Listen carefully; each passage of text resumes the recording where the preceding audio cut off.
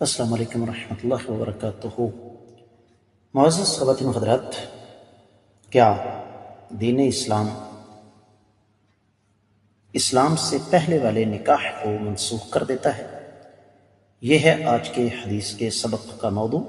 مشکات المصابیح کتاب النکاح، باب ہے حرام رشتوں کے حوالے سے 3192ویں حدیث کتاب میں اور 20ویں ہے باب میں۔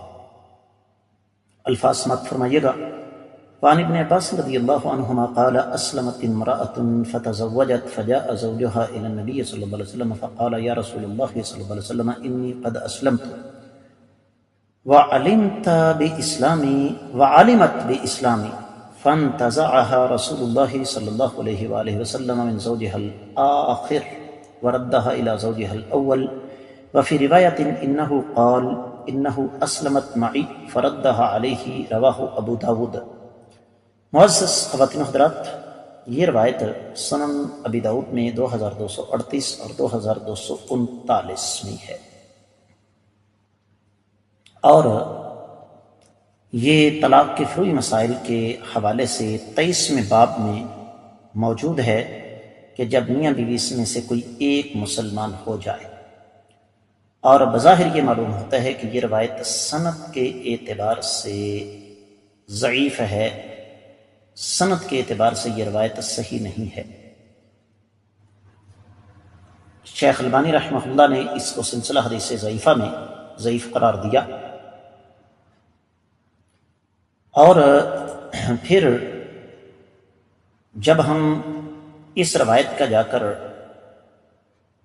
جائزہ لیتے ہیں دیگر کتب احادیث میں سے، تو ہمیں یہ پتہ چلتا ہے کہ اگرچہ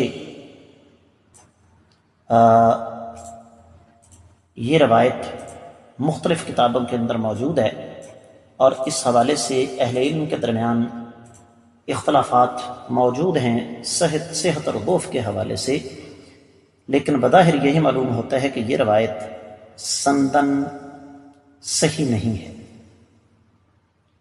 اور اس کی تفصیل اگر آپ چاہیں تو میں لمبی چوڑی تو نہیں آپ کی خدمت میں رکھ سکتا، لیکن مختصراً آپ کو بتا دوں کہ شیخ البانی نے اس کو ضعیف سنن ابی داؤد میں نقل فرمایا، اور پھر شیخ شعیب الارناؤط نے صحیح ابن حبان کی تخریج کرتے ہوئے اس کو ضعیف قرار دیا۔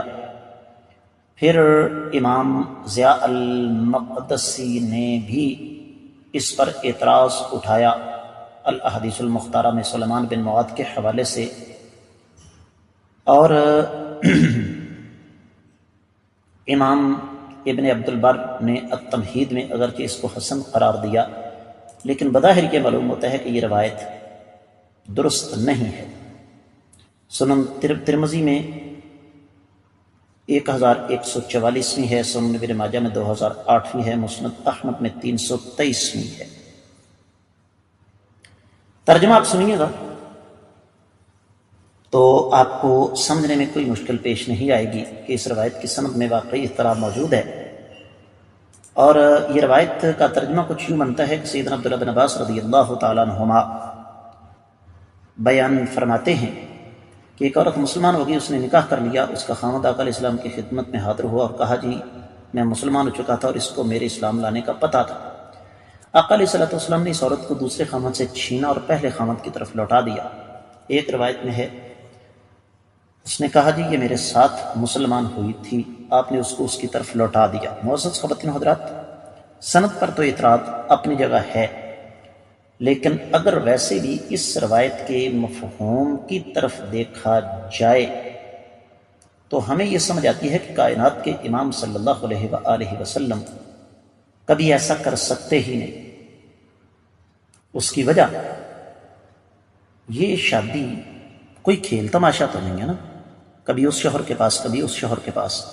تو حاصل کلام یہ ہے کہ اسلام سابقہ نکاح کو برقرار رکھتا ہے، لیکن یہ ناممکن ہے کہ اسلام اس طرح کی اجازت دے کہ کبھی عورت اس شوہر کے پاس چلی جائے کبھی اس شوہر کے پاس چلی جائے۔